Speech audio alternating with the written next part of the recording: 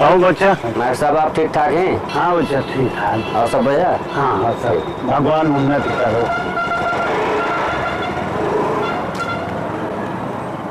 इनको क्या है, वेतन मिल रहा फ्री का नहीं, पेंशन मिलनी है, बिजली आ नहीं रही है, धान शुरू कराए हैं, बिल घर में आना ही आना है।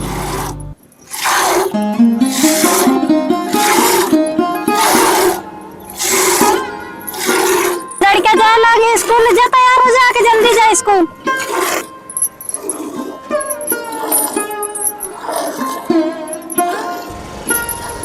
ए बेटा नकारा जा स्कूल में, देख सर जी जा रहे हैं।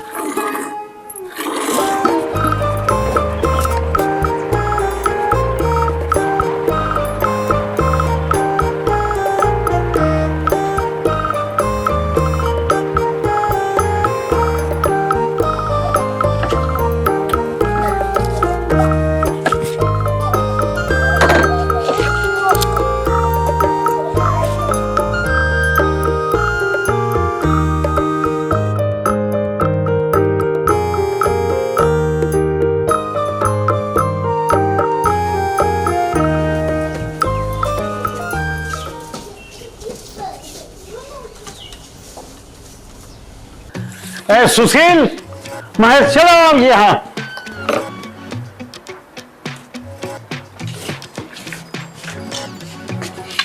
तुम लोगों को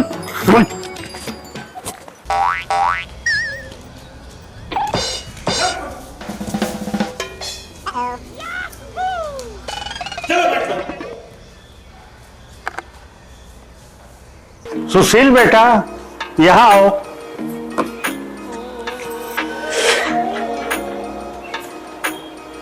सुशील बेटा पढ़ लिख लो, नहीं तो तुम माता पिता की तरह अपना मजदूरी करोगे या तुम किसी प्राइवेट फैक्ट्री में मजदूरी करोगे। इससे अच्छा है कि पढ़ लिख करके कोई तुम ऑफिसर बन जाओ तो अच्छी बात है। गुरुजी देख लीजिएगा, मैं एक दिन बड़ा आदमी बनकर ही दिखाऊंगा। अच्छा अच्छा, चलो बैठो, देखता हूँ कि कितने बड़े आदमी हो बनते हो। चलो बैठो। क्या बताएं, आजकल बच्चों को जो है न कुछ पढ़ना लिखना है न कुछ है।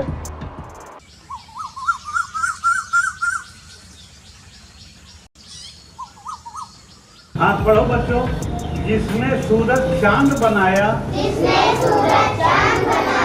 जिसने तारों को चमकाया, जिसने फूलों को महकाया, जिसने चिड़ियों को चहकाया। माँ साहब नमस्ते। माँ साहब हम लोग आए हुए हैं सदस्यता के लिए। जी जी, तो आप तो परिचित ही हैं हम लोगों से जो है। अरे चलिए, अच्छा हाँ। बच्चों जरा कुछ लाओ, कुछ और थोड़ा। ठीक ठीक।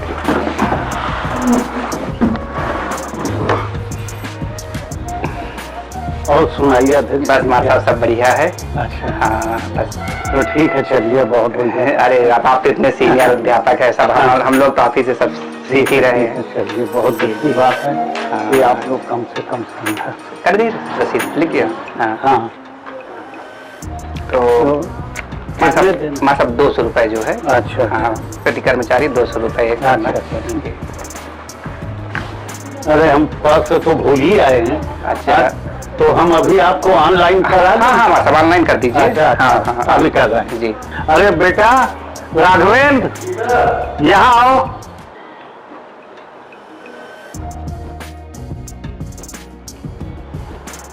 जी बेटा जी, आप इनके उसमें जो है 200 रुपया जी मोबाइल में डाल दीजिए। ऑनलाइन डालना है? हाँ ऑनलाइन डालना है। मोबाइल दीजिए।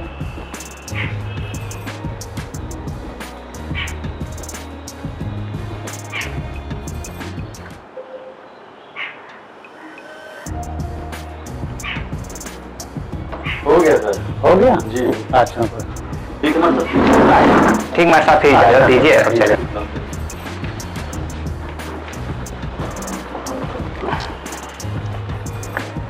आओ राघव, आओ आओ बैठो बैठो। क्या बताएं, ये लोग सदस्य शुल्क लेने को आ जाते हैं और न कुछ काम होता है न कुछ करते हैं। जी सर। बस लेने ही के लिए आ जाते हैं। ये लोग प्रदेश के पदाधिकारी अधिकारियों के पास जाते हैं, चाय नाश्ता करते हैं और फोटो खिंचवाते हैं जैसे कोई जंग जीत करके आए, और वाही लूटते हैं और मोबाइलों में सब भेज देते हैं। लेकिन सर आप तो कभी किसी धरना प्रदर्शन में जाते नहीं हैं। ये तो बात है कि अगर धरना प्रदर्शन एक आदमी नहीं, एक अध्यापक नहीं गया तो कोई इससे बिगड़ता बनता नहीं है। अरे सर आप ऐसा क्यों सोचते हैं? संघ वाले भी हमारी एकजुटता के दम पर ही अधिकारियों पर दबाव बना पाते हैं। अब शिक्षक ऐसा ही सोचने लगा तो हम लोग का काम कैसे होगा और पुरानी पेंशन की बहाली और कामयाबी कब मिलेगी? अरे भाई आप तो जा ही रहे हैं धरना प्रदर्शन में। सर ऐसे कैसे? अभी सर आपको समझ में नहीं आ रहा है, लेकिन हम लोगों को पुरानी पेंशन नहीं मिली तो रिटायर होने के बाद बहुत ज्यादा परेशानी होगी, ऐसा सभी लोग कहते हैं। लेकिन जो पुरानी पेंशन तुमको मिलेगी वही हमको भी मिलेगी, क्यों परेशान हो रहे हो? अरे सर ये आपकी गलत सोच है। अरे यार हम चंदा तो देते हैं। सर हमको चंदा देने से मतलब नहीं है, हमको अपनी संख्या सरकार को दिखाना होता है कि हम लोग अपनी हक की लड़ाई लड़ने के लिए कितना समर्पित और एकजुट होकर लड़ रहे हैं। अच्छा तुम कोई ऐसा संगठन बता सकते हो जिसके सभी पदाधिकारी नई पेंशन पाते हों? हाँ सर, एक संघ है जो किसी राजनीतिक पार्टी से प्रेरित नहीं है, वह बल्कि सिर्फ और सिर्फ पुरानी पेंशन की संघर्ष की लड़ाई लड़ रहा है। अटेवा ऐसा संगठन है जो सभी विभाग कर्मचारियों के लिए पुरानी पेंशन की लड़ाई लड़ रहा है। अच्छा, यही एक ऐसा संघ है जो पुरानी पेंशन बहाली हेतु लड़ाई लड़ रहा है, पूरे दम से लड़ रहा है और कामयाबी दिलाएगा। और मैंने एक रिटायर्ड सैनिक का वीडियो भी देखा है जिसमें वह बता रहा है कि अर्धसैनिक बल जो सीमा में हर कठिन परेशानियां उठाकर परिस्थितियों में अपनी ड्यूटी करते हैं, जिससे हम लोग अपने घर में चैन की नींद सोते हैं, उनको भी सरकार पुरानी पेंशन नहीं देती है, तो कितनी खराब बात है। हाँ सर, ये देखिए मैंने भी कॉल किया था।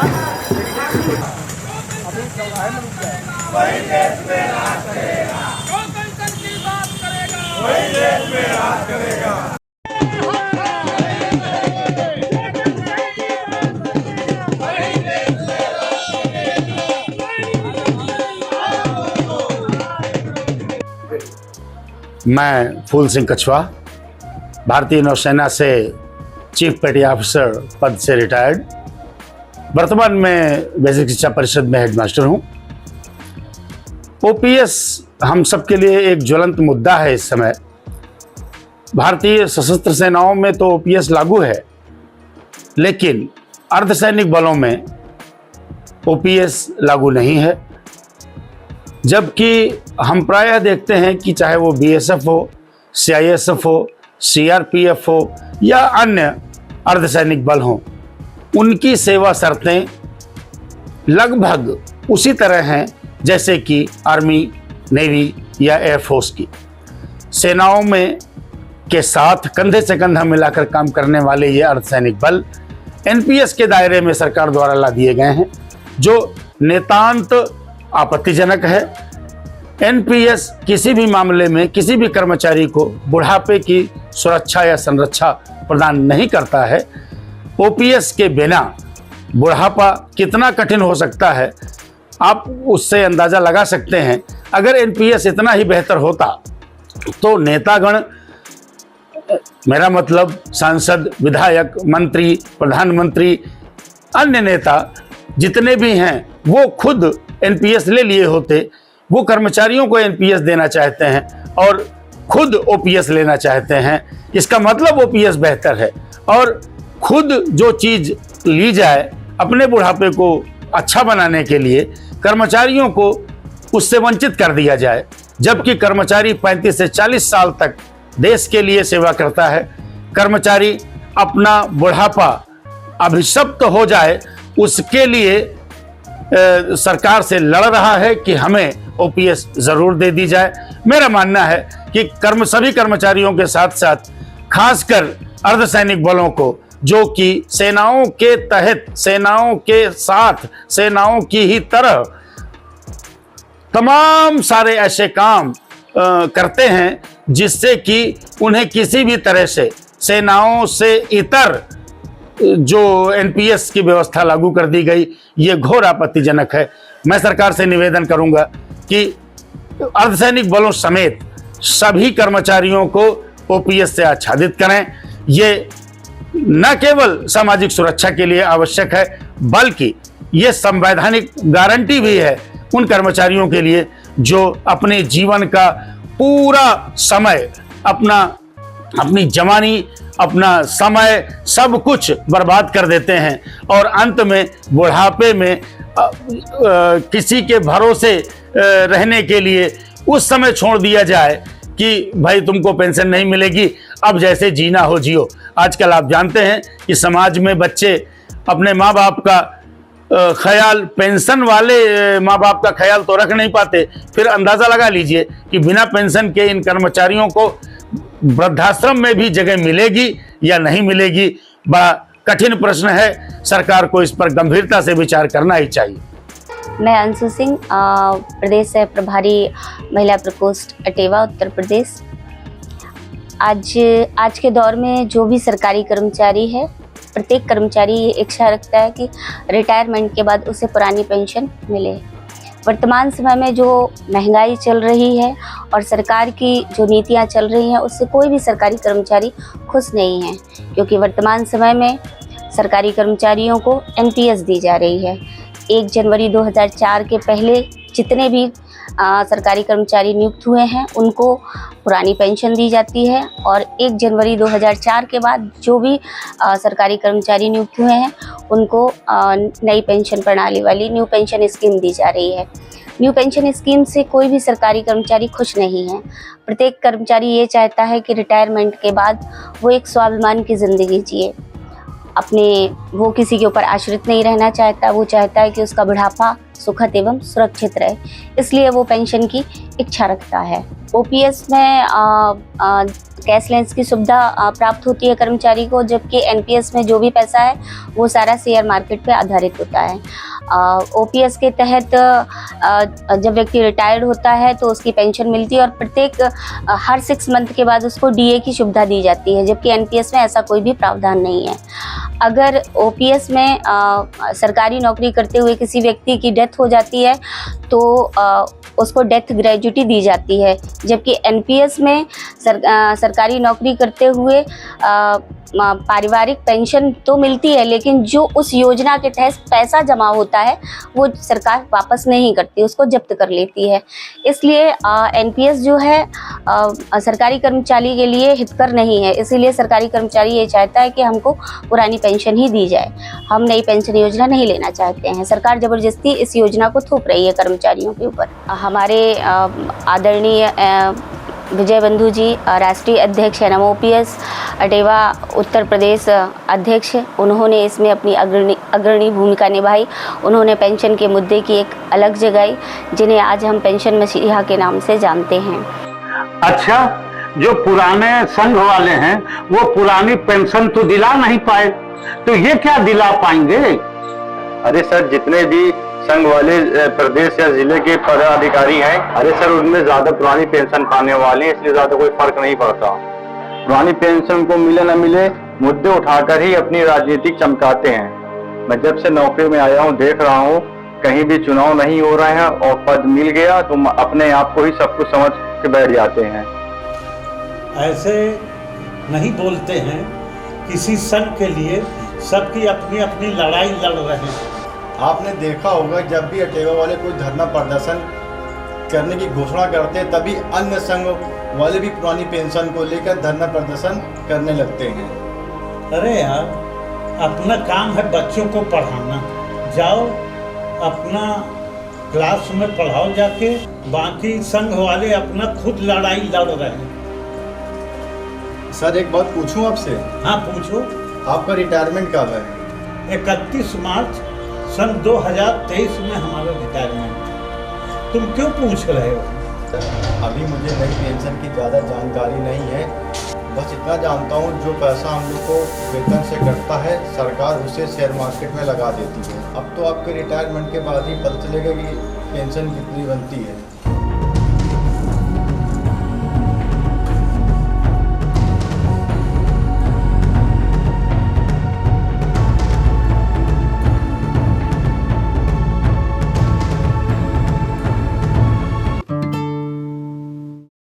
राघवेंद्र जी सर।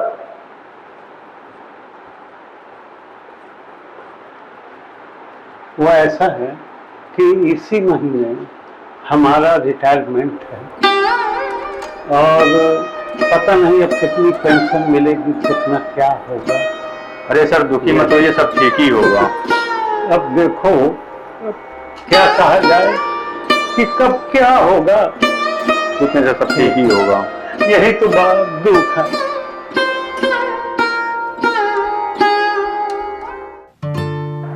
अरे बेटा राघवेंद्र, ओ बेटा राघवेंद्र। जी सर, आ रहा है। यहाँ आओ। आ रहा है। जी सर। अरे बेटा आज हमारा 21 मार्च रिटायरमेंट है जी। और तुम ऐसा करो कि बच्चों को ये रिजल्ट जो है बांट दो जी। और हम थोड़ा बहुत ही आज डिस्टर्ब और हाँ बैठिए, मैं सर ये बात उलझन में है। हाँ बेटा, मैं हम बात देते हैं। बात अच्छा अच्छा बेटा। अरे सर ये सर ऐसा मत लीजिए सर, सबके साथ ऐसा हो रहा है सर, रिटायरमेंट सबके साथ ऐसा हो रहा है। अगर आप टूट जाएंगे तो हम लोगों को क्या होगा सर? दुनिया में बड़े हैं, आपसे हम लोग को सब कुछ सीखना। अगर आप ऐसा करेंगे तो हम लोग को क्या होगा आगे? सर आप बताइए सर, आप बताइए सर।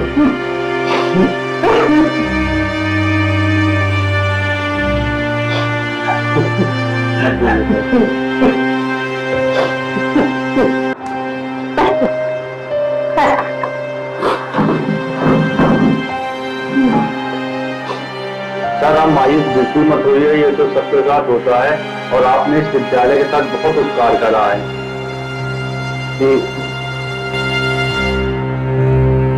सर जी कहाँ को गए आप?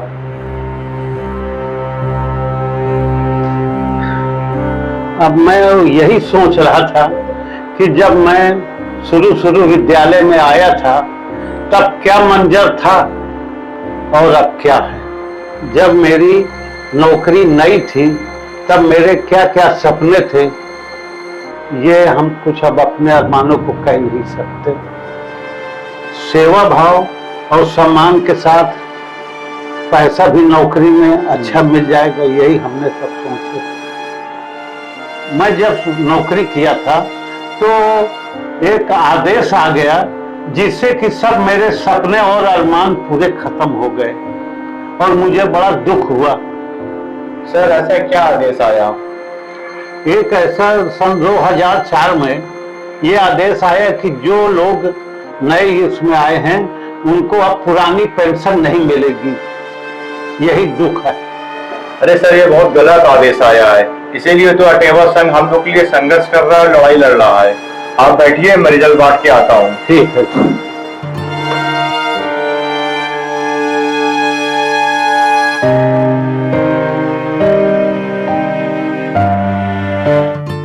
सर रिजल्ट बांट दिया है।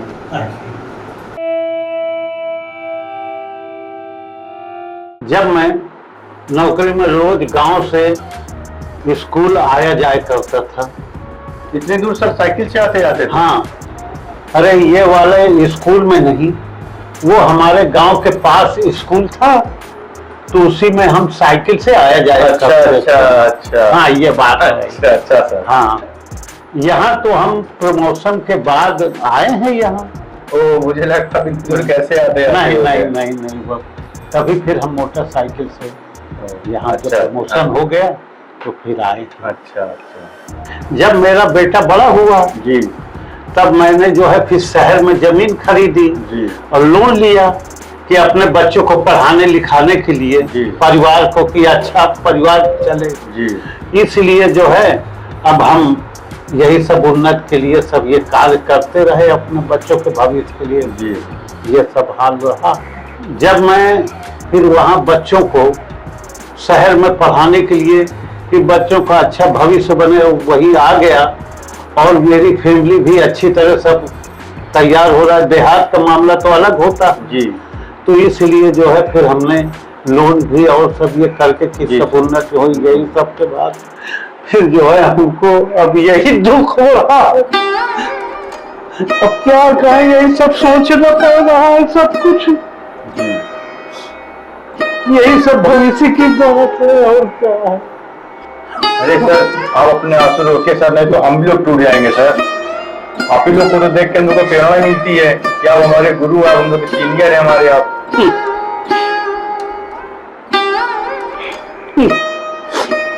यही सब सोचने को होता है और क्या। अब मेरी अगले महीने से तनख्वाह भी बंद हो जाएगी। अपने आंखों का जो है मोतियाबिंद का ऑपरेशन भी कराना है और हमारी पत्नी है वो भी चल नहीं पाती है, तो उसके घुटने का जो है उसको भी दिखाना है। वो सब जो ऑपरेशन हो या क्या हो, यही सब अब उलझने और सब वो क्या कहें। और आधा तो बात वो बताती ही नहीं है कि ये परेशान होंगे। मेरा एक बेटा है जो कि प्राइवेट कंपनी में काम करता है और आजकल के महंगाई के दौर की वजह से इतना न खर्च चल पाता है और मेरी बहू भी उससे बहुत लड़ती रहती है और इतनी सब खर्चाएं हैं, खर्चा ज्यादा है कि जिससे जो है हम और चिंता में पड़े रहते हैं कि अब हमारी तनख्वाह भी बंद हो गई और न कुछ है, जिसकी वजह से हम और ही ज्यादा उलझन में कि अब हम क्या करें। यही सब सोचते रहते हैं। अभी तक हम अपने तनख्वाह मिल जाती थी तो अपने बच्चे को गृहस्थी चलती रहती थी। अब यही सोचते हैं कि हम अपने बच्चों को कैसे क्या चलाएंगे, कैसे खर्चा होगा, क्योंकि अब कोई सहारा रह नहीं गया। अब मेरा वेतन बंद हो जाएगा और अब कुछ कहा जा नहीं सकता कि अब कब मेरा पेंशन जो है मिलेगी मुझको। मैंने बाबू से बात किया था तो उन्होंने कहा था कि आपको रिटायरमेंट के बाद आपको मालूम हो जाएगा और यही सब फिर आगे जो कुछ भी हो।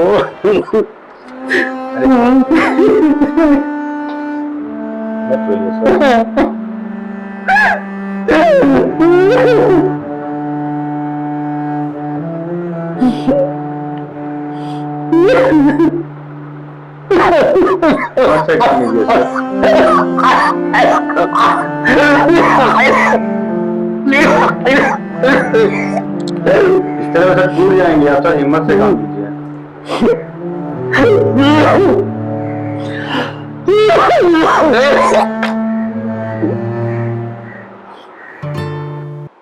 मेरी तो कोई वैल्यू नहीं है इस घर में। जब देखो जब काम काम करते रहो, उसमें मेरी तो जिंदगी बीत जा रही है।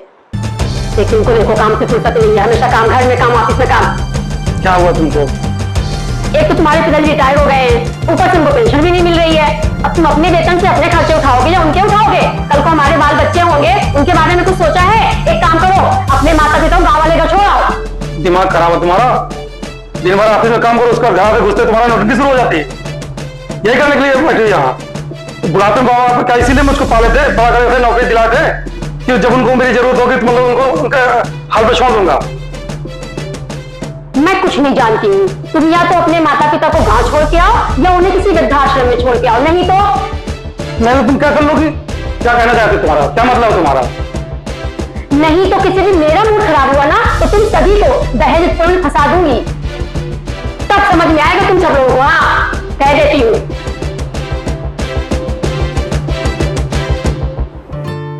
सुनो जी, चलकर गांव वाले घर में रहते हैं, वहीं चलते हैं, खेती बाड़ी करके गुजारा कर लेते हैं। ठीक बोलती। और एक यहाँ रोज रोज कलह की वजह से जो है बड़ी परेशानी है और जब चलेंगे। और एक तो ऑफिस में बेटा जो है वहाँ दिन भर काम करता है, रात में फिर लौट के आ जाता है, तो रात में फिर ये लोग लौटते हैं।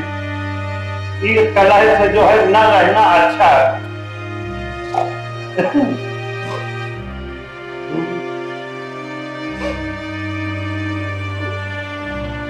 आ जाओ मुझे बहुत दर्द होता है। क्या हो गया? बैठो।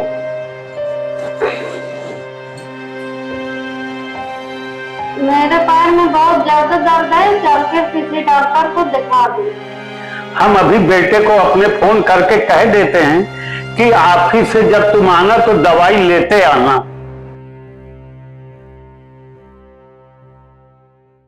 चलिए ठीक है, आप कैटलॉग भेज दीजिएगा। एक मिनट सर, एक मिनट। हेलो। हाँ हेलो बेटा। जी पापा जी। हाँ ऐसा है कि तुम जब ऑफिस से आना जी लौट के, तब जो है अपनी मम्मी को जो है दवाई लेते आना, उनके पैर में दर्द बहुत है। अच्छा, जितने टाइम में, हाँ जल्दी से जल्दी फिर ले आना जी बेटा। जरूर पिताजी जी। हाँ ठीक है बेटा। ठीक ठीक।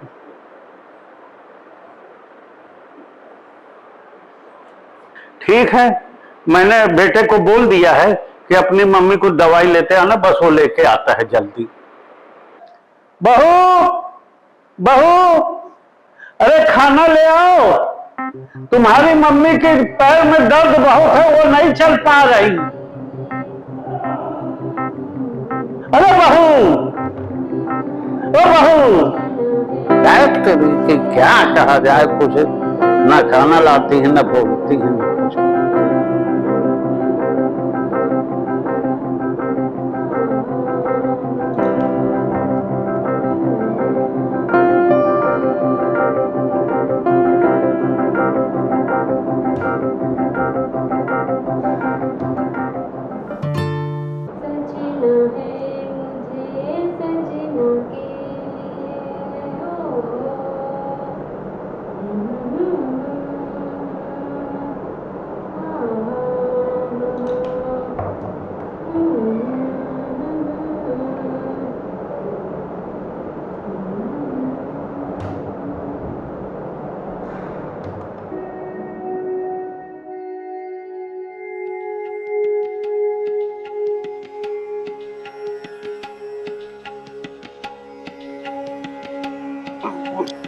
आओ, इसी में खाने दोनों लोग, जो कुछ है उसी में कर लिया जाए, गुजारा क्या हो।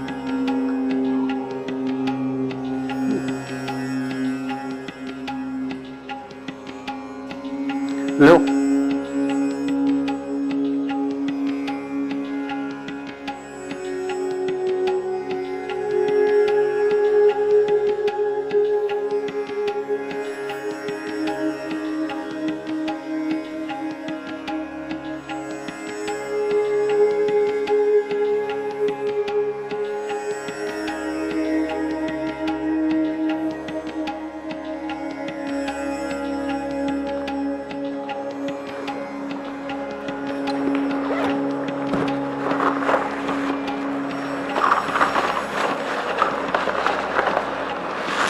ये दवा लाए हैं।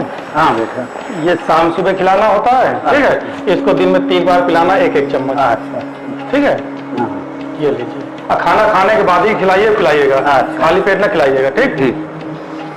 अरे बेटा बैठो जी, एक बात कर दी। हाँ बताइए जी। बताती बेटा, बहू हम लोगों को कहना नहीं मानती है और खाना भी नहीं लाती है, और हमें जब ये मम्मी की तबीयत खराब हो तब तक तो खाना हम लोगों को दे दिया करें। ठीक है, मैं जाकर बात करता हूँ, देखता हूँ।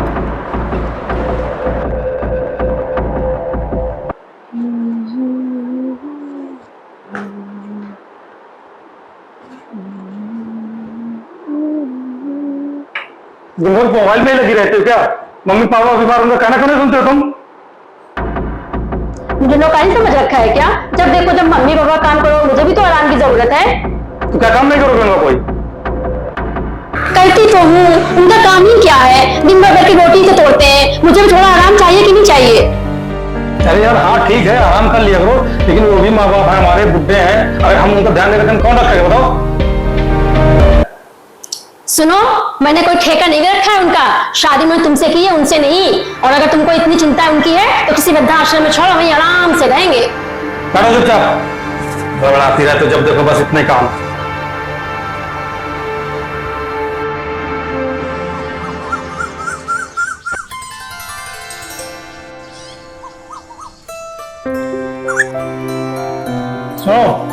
ऑफिस जा रहा हूँ, मम्मी पापा का ख्याल रखना, कोई शिकायत का मौका ना मिले दोबारा मुझको।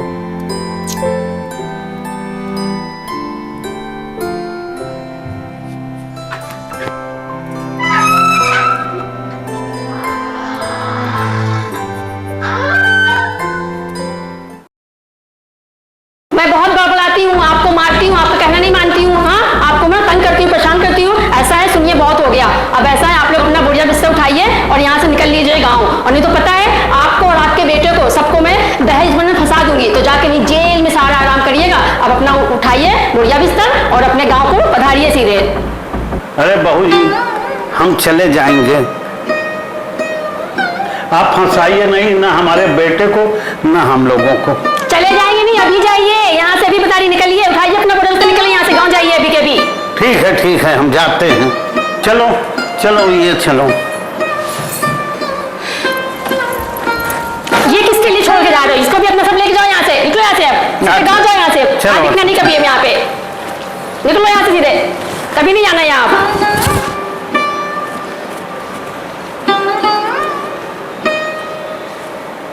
बाप रे, ये सब क्या छोड़ के जा रहे हैं? पहला सारा कूड़ा कबाड़ सब यहीं छोड़े जा रहे हैं।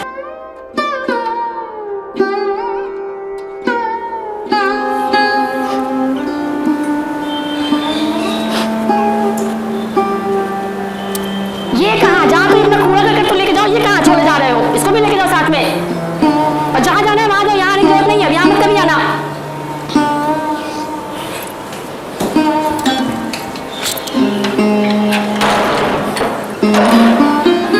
पता नहीं कहाँ चले जाते।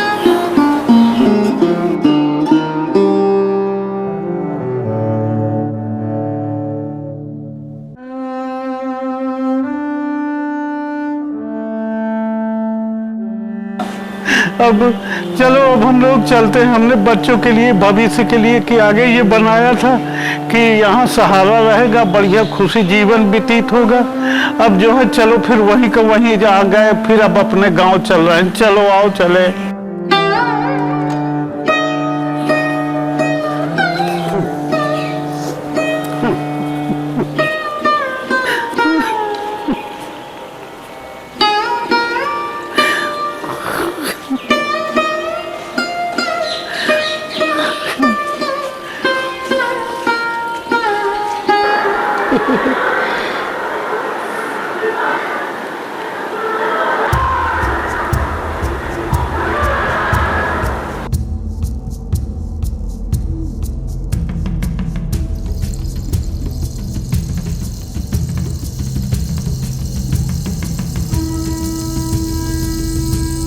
मम्मी पापा कहीं दिखाई नहीं दे रहे हैं, कहीं गए हैं क्या? वहाँ दोनों गांव चले गए और कार्तिक वो वहीं रहेंगे। वहीं रहेंगे क्या मतलब है? तुमने कुछ कहा उनसे? हमेशा मैं ही गलत दिखती हूँ तुमको, तो बस हमेशा मेरी गलती निकालते रहते हो। वो चले गए, ऐसा है। अब ऐसा करो, अगर उनकी बहुत ज्यादा प्यार उमड़ा, बहुत याद आ रही है, जाओ उनके कमरे में, उनको दीवार से पूछो कहाँ गए, वो बता देंगे कहाँ गए हैं। जाइए वहीं पे आप। तुमसे तो यार बात करना ही बेकार है, जब देखो बस उल्टा सीधा। ऐसा है, जाओ अपना काम करो उस कमरे में जाके, जब देखो चिल्लाते रहते हैं।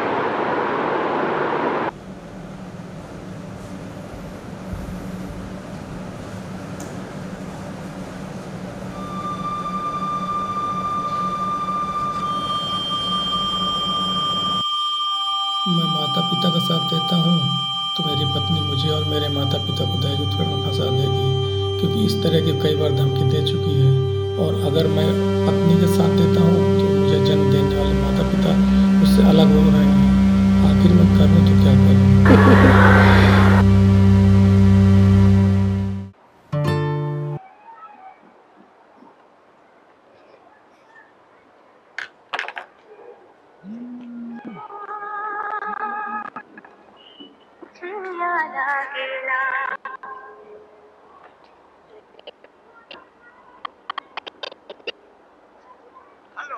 हेलो। हाँ सर नमस्ते, क्या हाल है? सब ठीक हाल है। और सर पेंशन में क्या हुआ? अरे अबे पेंशन का जो है 4 महीने से तो मिल ही नहीं है। हाँ। और हम बहुत परेशान हैं। अरे एक तो हमारे बहुरिया और लड़के ने जो है हमको यहाँ शहर वाले घर से निकाल दिया है। अरे ये तो बहुत बुरा हुआ सर। हाँ, तो अब हम जो है गांव में ही जो है रहते हैं, हम पत्नी दोनों लोग। हाँ। और अरे सर, आपने एक बार बताया था आपके स्कूल में पढ़ने वाले एक लड़का सुशील है, हाँ, जो अब वो एमएलसी बन गया है। अच्छा, तो अबे तो हम वही परचून की दुकान खोले हैं, तो अब देखो, अब हम किसी दिन वो सुशील के पास जाएंगे फिर। सर एक बार आप उनसे मिल लीजिए और अपनी समस्या को बताइए। अच्छा अच्छा, कि मुझे रिटायर हुए 4 महीने हो गए हैं। हाँ हाँ, और अभी तक पेंशन नहीं मिल रही है। हाँ, आपके शिष्य होने के नाते शायद वो आपकी कोई मदद कर सके। हाँ हाँ, ठीक है, हमारा तो भला ही कुछ होगा उसमें सर। हाँ हाँ हाँ हाँ, ठीक है, फिर अब हम जाते हैं जी किसी दिन। जी। हाँ, अब तो हम गांव में ही रहते हैं। अच्छा जी सर, ठीक ठीक है सर, नमस्ते।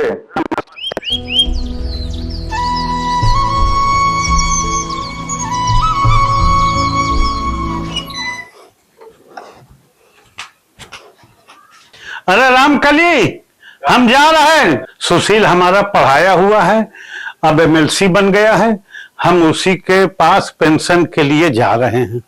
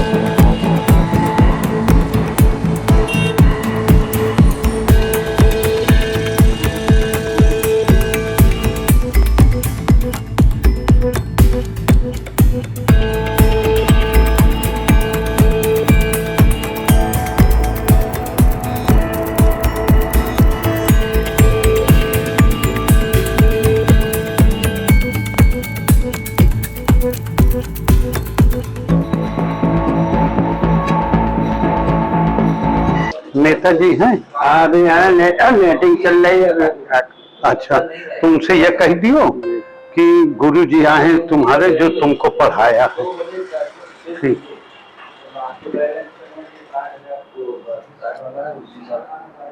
और रामपाल मास्टर साहब आए, आपको जो पढ़ाया था, आपसे मिलना चाहते हैं। अच्छा अच्छा, आप उन्हें बिठा लिए, मैं थोड़ी देर में आता हूँ। ठीक है, अभी नेताजी बिजी है, अभी आपसे मिलते हैं।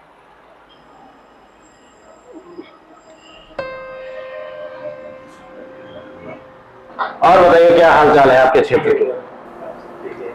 कोई समस्या? तो जी, विष्णुपुरी कॉलोनी में एक रास्ता काफी है, कम से कम 100 मीटर का, उसमें पानी भर जाता है, मच्छर वगैरह पैदा हो जाता है, जिसकी वजह से बीमारियां फैलने का डर है। तो वहाँ के लोगों ने मेरे माध्यम से आप तक संज्ञान पहुंचाने का मामला। नहीं, बात है, जानकारी है मुझे, इस विषय की जानकारी है, मैं करता हूँ कुछ। और आप बताइए आपके क्षेत्र? अपने शहर में इतना ट्रैफिक है, इतना जमाव है, इतनी परेशानियां है ट्रैफिक की वजह से, घंटों लाइन में गाड़ियां लगी रहती हैं। देखिए, सरकार तो काम कर ही रही है, हम लोग तो लगे ही हैं आप लोगों के विषय में। जहाँ कहीं भी ऐसा समझ में आए कि हम लोग ढील ढाल करते हैं, ऐसा कुछ है नहीं। पूरे मनोयोग से हम आपकी सेवा के लिए ही उपस्थित है, आप ही लोगों ने यहाँ बिठाला है, ठीक है? तो जो बन पड़ेगा वो हम करेंगे आप लोगों के लिए, और करते ही। एक रोड की मेन समस्या देखिए, रोडों में क्या है, आप देख ही रहे हैं कि सारी चीजें एक साथ व्यवस्थित हो नहीं सकती। सरकार बजट का आवंटन कर ही रही है, हम निरंतर प्रयास कर ही रहे हैं, पैच वर्क वगैरह हो रहा है। सामूहिक समस्याएं एक साथ निदान नहीं होंगी, लेकिन आश्वासन देता हूं मैं, विश्वास कीजिए, धीरे धीरे सब कुछ सही। नेताजी, एक समस्या और थी, अपने निवास के आसपास कुछ कोचिंग सेंटर खुले हुए हैं, जिसमें छात्र छात्राएं आते हैं, उनकी छुट्टियों के टाइम पे कुछ लफंगे उनको परेशान करते हैं, तो इसको भी जरा ध्यान दीजिए। देखिए, मैं समस्या का निदान करता हूं।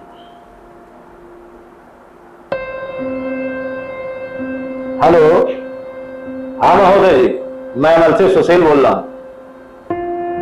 ये आपके कोतवाली क्षेत्र की कुछ समस्याएं मेरे सामने निरंतर आ रही हैं। मैं यह समझ नहीं पा रहा कि आप लोग और आपका स्टाफ कर क्या रहा है।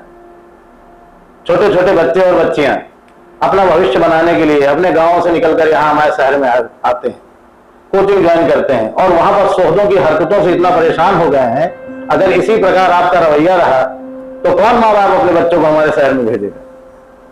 और किस प्रकार हम समाज के बीच में जा पाएंगे आपकी शासन व्यवस्था अगर इसी तरह लचर रवैया अपनाती रहे? जी जी जी जी क्या होता है? आज के बाद मुझे इस प्रकार की कोई भी सूचना, कोई भी कंप्लेंट मेरे दरवाजे तक आनी नहीं चाहिए, नहीं तो आप समझ लीजिए आपको क्या आपसे ज्यादा बात करने की देखो मेरी आदत नहीं है। जो बता दिया वो करो, जिसलिए आपको रखा गया है उतना करना है। No excuse, only result. जय हिंद। अरे नेताजी, वो आपके गुरुजी शायद बाहर इंतजार कर रहे थे। ओ अरे अरे, मैं तो बिल्कुल भूल ही गया। ऐसा करता हूँ उनको लेकर आता।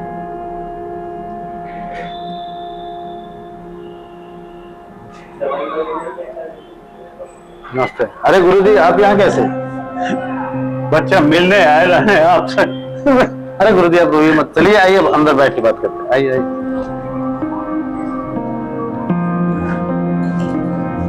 आइए बैठ।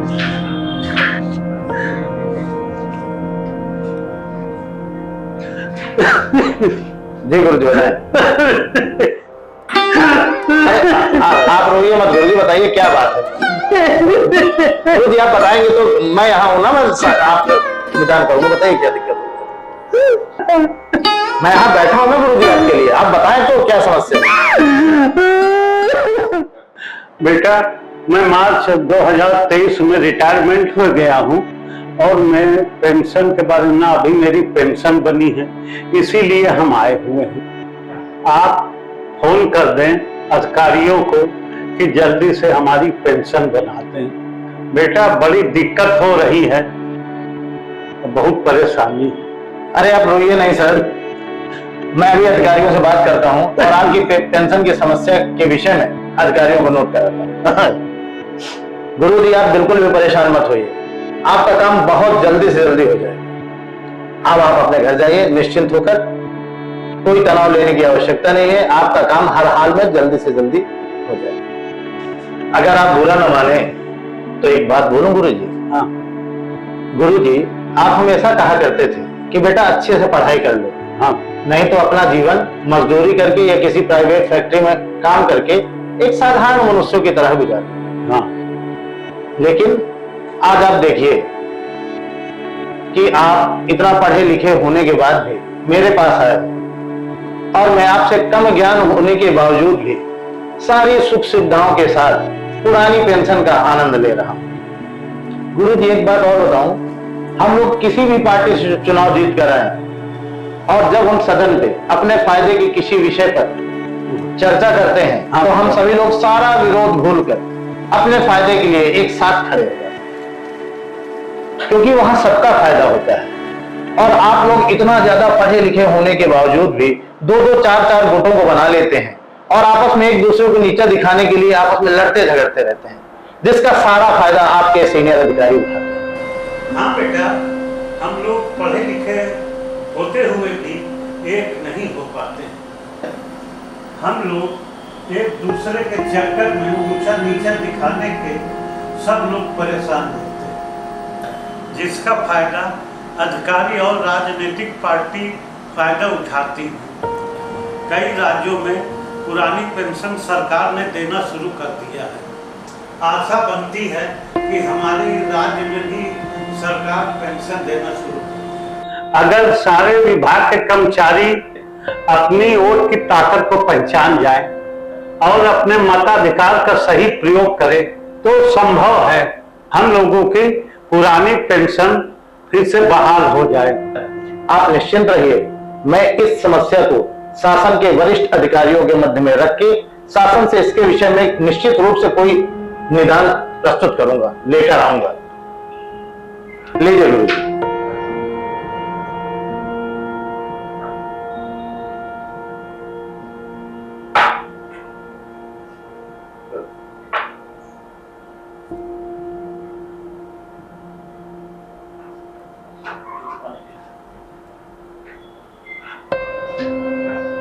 आप नहीं पी चुके, आप पीजिए। बड़ा सौभाग्य है आप आज यहाँ आए। बेटा अब हम चल रहे हैं घर को।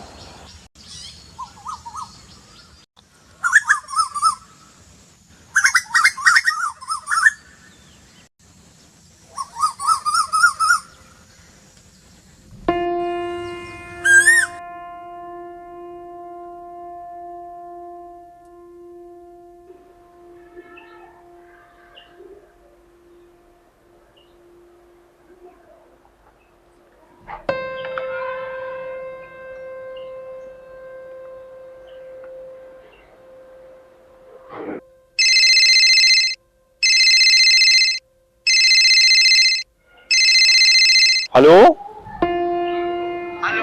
हाँ सर नमस्ते। हाँ नमस्ते। कैसे हैं सर आप? हाँ बच्चा सब ठीक हाल चाल है। और सर क्या हुआ पेंशन का आपकी? अरे पेंशन का बच्चा 2200 रुपया मिलता है महीने में जी। और ये परचून की दुकान में जो है जी कुछ इतना ज्यादा कुछ वो होता नहीं है जी और न कुछ खर्च चलता है जी। हम बहुत परेशान हैं बेटा। अब अगर हमको यही बड़ा पछतावा हो रहा है कि अगर हम तुम्हारे साथ जो है धरना प्रदर्शन में चलते तो आज हमारी ये दशा न होती। एक दिन तुम समय निकाल करके जी हमारे गांव घर आ जाओ, तुम मेरा एक वीडियो बनाओ और उस वीडियो में मैं अपने साथियों को एक संदेश देना चाहता हूँ। ठीक है सर, कल मैं घर आता हूँ, आके वीडियो बना रहा हूँ। वीडियो बनाने के बाद सर सारे को अपने को जितने भी हैं सबको वीडियो बना के भेजेंगे। आपकी जो भी पुरानी पेंशन की जो भी समस्या है सबको अवगत कराएंगे। आपकी समस्या को जितनी जल्दी से जल्दी होगी सबों के माध्यम से आपकी समस्या को दूर कराएंगे। आप बिल्कुल परेशान मत होइए।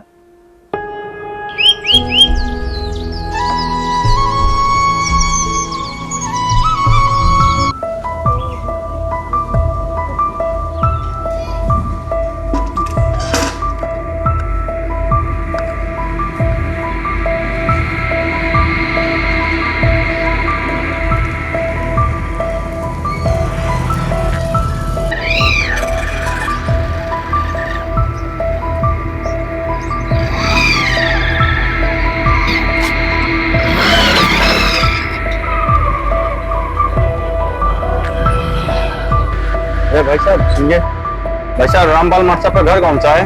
घर ये है, दुकान ये है, गाड़ी खड़ी है, आप आइए मिलवा रहे हैं। ठीक।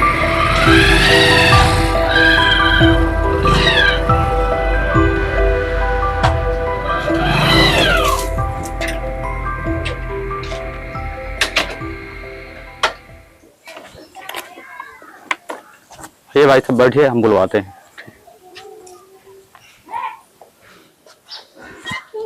दुर्गा यहाँ आओ।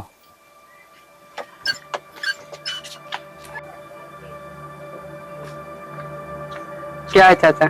जाओ रामपाल बाबा बुला लाओ जाओ। ठीक है।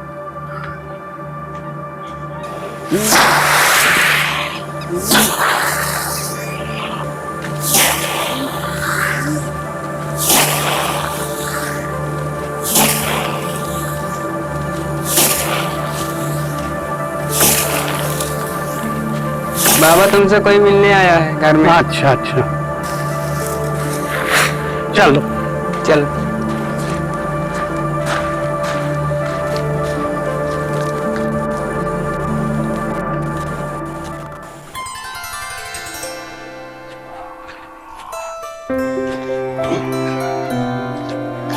अरे बच्चा राघवेंद्र कब आए? बस अभी आया। अच्छा हाँ बैठो। अरे सर जी अभी हम गांव के अंदर आ रहे थे तो 2-3 मकान जो हैं बहुत अच्छे अच्छे बढ़िया बने। किसके हैं? वो 2003 में जी इनको नौकरी मिली थी जी, तो उनको पुरानी पेंशन मिल रही है जी, इसलिए उनके लड़के और बहू सब लोग मौज में आराम से रह रहे जी। अब उनको कोई चिंता नहीं। सर आपने मुझे यहाँ कुछ काम से बुलाया था? हाँ बताता हूँ, बुलाया था हमने इसलिए बुलाया था कि जो पुरानी पेंशन नहीं पाते हैं उनके लिए एक संदेश देना। उनको अपने जो है मोबाइल में और रिकॉर्ड करके सभी ग्रुपों में भेज दोगे तो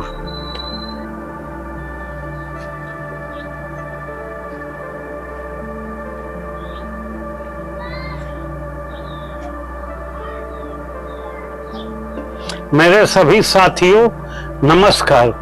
मेरे साथियों, मैं एक रिटायर्ड कर्मचारी हूँ।